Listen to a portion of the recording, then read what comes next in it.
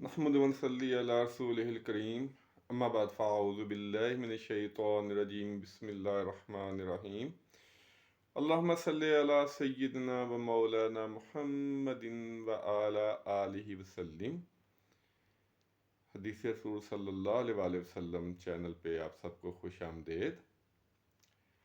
आज हम इंशाल्लाह गुफ्तगू करेंगे थोड़ी सी जानवरों के बारे में कि शरीयत में जानवर को अगर कोई मारे या उसको ज़ख्मी कर दे तो उसका क्या हुक्म है और किन किन जानवरों को मारना जायज़ है और किन को मारना जायज़ नहीं है। तो सबसे पहले जो मुस्लिम शरीफ की हदीस है 4459 इसका नंबर है और अबू हुरैरा रज़ी अल्लाह ताला अन्हो इसके रावी हैं।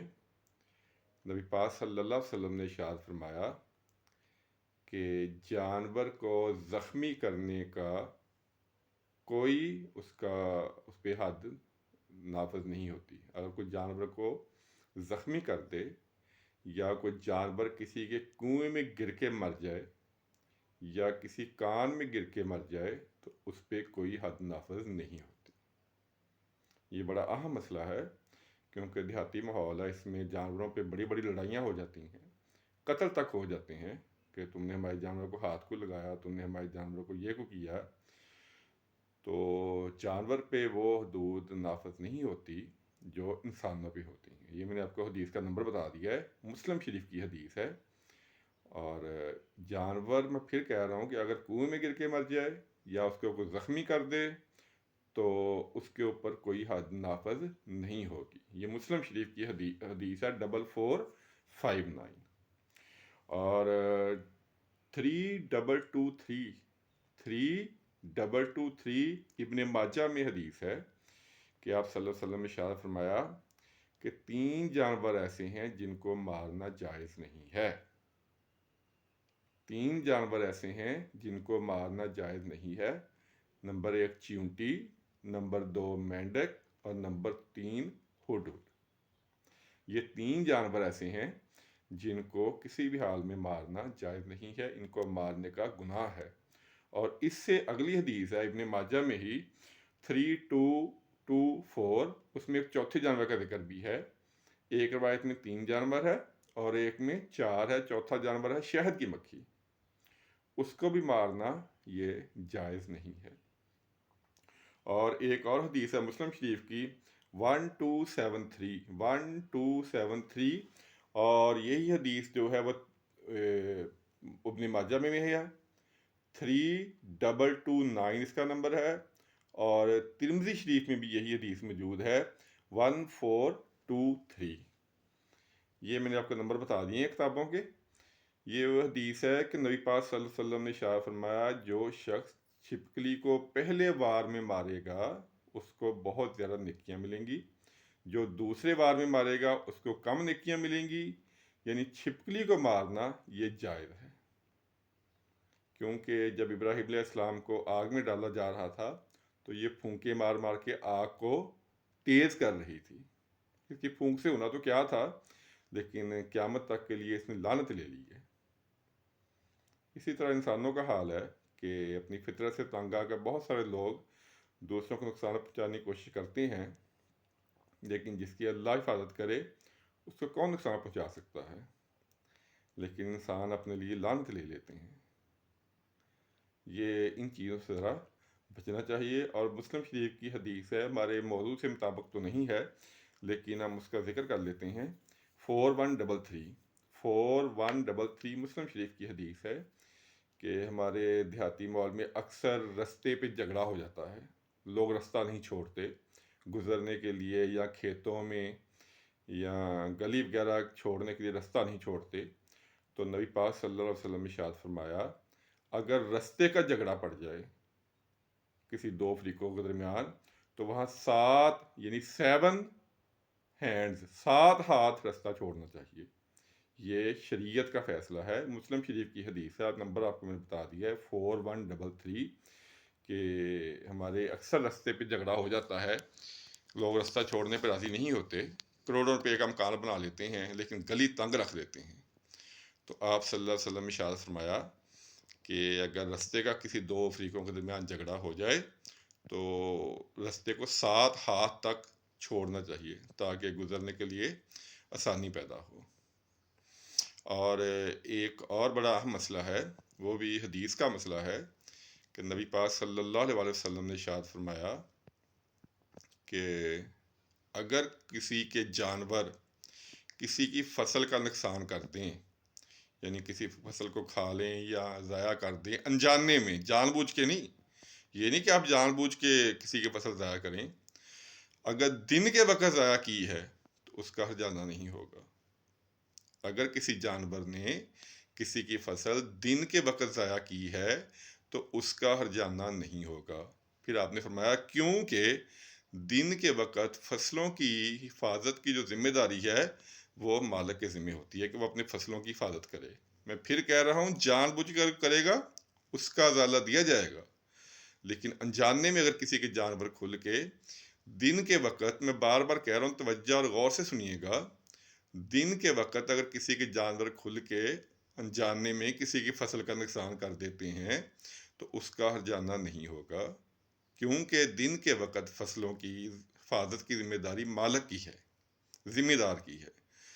رات کے ایک وقت اگر کوئی جانور کھل کے کسی کی فصل کا نقصان کرتے ہیں تو ہرجانہ دیا جائے گا، کیونکہ رات کو جانوروں کو باندھ کے رکھنا، ان کی حفاظت کرنا جانوروں کے مالک کی ذمہ داری ہے۔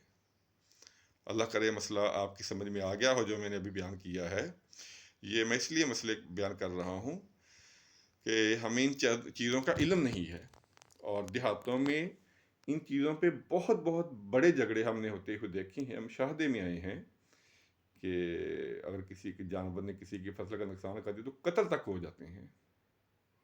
یہ اکثر دیکھنے میں یہ چیز آتی ہے، تو اس لیے میں بیان کر رہا ہوں تاکہ ہمیں ان چیزوں کا علم ہونا چاہیے۔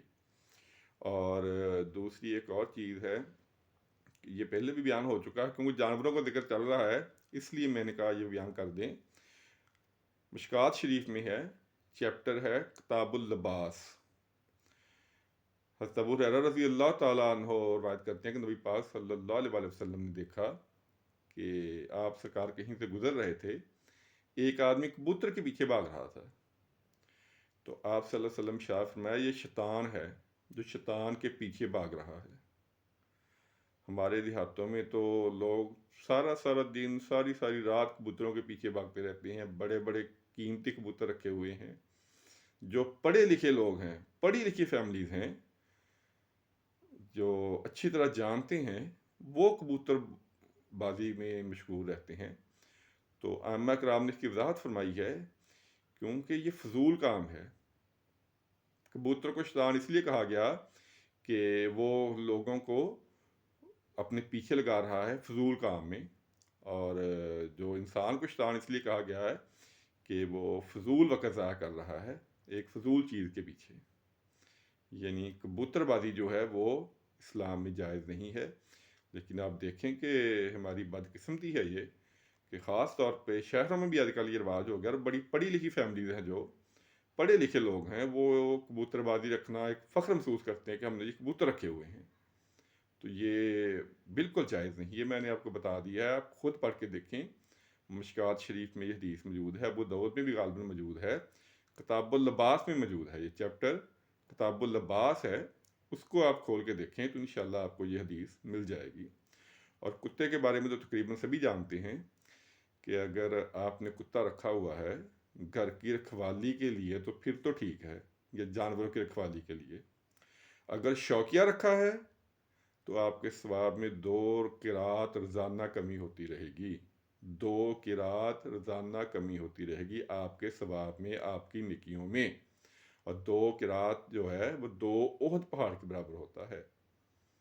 جنہوں نے اللہ کرے جنہوں نے مدینے کی زیارت کی ہے انہیں پتہ احد پہاڑ کتنا بڑا ہے، اگر نہیں کی تو بتا دیتے ہیں کہ احد پہاڑ بہت بڑا ہے، اور اتنی تو شاید ہماری پوری زندگی کی نیکیاں نہ ہوں۔ یعنی کتا جو ہے وہ بغیر رکھوالی کے رکھنا حرام ہے، ثواب میں کمی کا باعث بنتا ہے، وہ یہ جائز نہیں ہے۔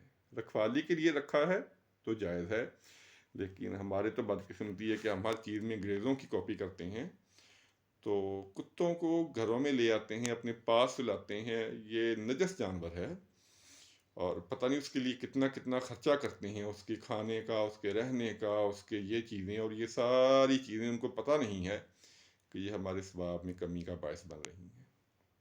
بارہا میں کہہ چکا ہوں کہ یہ ساری چیزیں اس لیے ہو رہی ہیں کہ ہم نے اپنے دین کو پڑھا نہیں ہے۔ نبی پاک صلی اللہ علیہ وسلم تو زندگی کی ہر چیز ہمیں بتا دی ہے، ہر چیز ہمیں بتا دی ہے، لیکن ہم نے قسم کھائی ہے کہ ہم نے اپنے دین کو نہیں پڑھنا، ہم نے حدیث کا مطالعہ نہیں کرنا، ہمارے پاس ٹائم نہیں ہے، ہمارے پاس فضول کاموں کے لیے بہت ٹائم ہے، لیکن مسائل کو پڑھنے کے لیے جن کی ہمیں زندگی کے ہر قدم پہ ضرورت ہے وہ ہمارے پاس وقت نہیں ہے۔ ایک اور مسئلہ ذہن میں آ گیا، جانوروں کے متعلق ہی ہے، اس پہ پہلے بحث بڑی ہو چکی ہے، توجہ سے سنیے گا کہ اگر آپ نے وضو کیا ہوا ہے اور آپ نے کسی جانور کا گوشت کھایا ہے، آپ کو دوبارہ وضو کی ضرورت نہیں ہے، آپ نماز پڑھ سکتے ہیں۔ لیکن اگر آپ نے اونٹ کا گوشت کھایا ہے، مثلا وضو کیا تھا، پھر آپ نے اونٹ کا گوشت کھا لیا، اب آپ نماز نہیں پڑھ سکتے، آپ کو دوبارہ وضو کرنا پڑے گا، کیونکہ اونٹ کا گوشت کھانے پہ وضو کیا جاتا ہے دوبارہ، اور کسی جانور کے گوشت کھانے پہ دوبارہ وضو کی ضرورت نہیں ہوتی، لیکن اونٹ کا گوشت اگر آپ کھائیں گے تو آپ کو دوبارہ وضو لازمی کرنا پڑے گا۔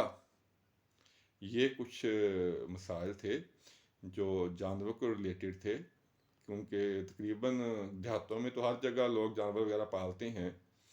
اور ایک اور مسئلہ ذہن میں آ گیا اس وقت کہ ہمارے اکثر یہ ہوتا ہے کہ جو جانور بیچنے والے ہیں، اگر کو پتہ چل جائے ان کو خریدار آ رہا ہے تو وہ بکری یا بھینس یا گائے کے تھن کا دودھ روک لیتے ہیں۔ مثلا پتہ چلا جی آج کل ایک کسٹمر نے آنا ہے، تو شام کو ان کا دودھ نہیں دوتے یا صبح کے ٹائم نہیں دوتے، تو اس وقت دودھ پھر وہ زیادہ دیتی ہیں وقتی طور پہ، تو یہ اسلام میں حرام ہے، تھنوں میں دودھ روکنا یہ حرام ہے، یہ ناجائز ہے۔ اللہ تعالیٰ سے دعا ہے اللہ تعالیٰ مسائل کو سمجھنے کی توفیق عطا فرمائے۔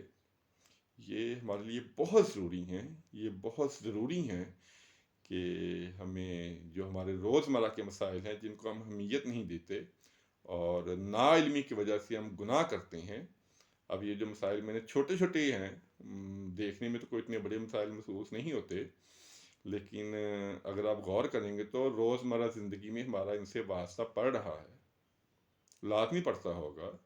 جانوروں کے مسائل، رستے کے مسائل، اور بھی بہت ساری چھوٹی چھوٹی چیزیں ہیں، تو خدا را حدیث کی کتب کو پڑھا کریں تاکہ ہمیں مسائل کا پتہ چلتا رہے۔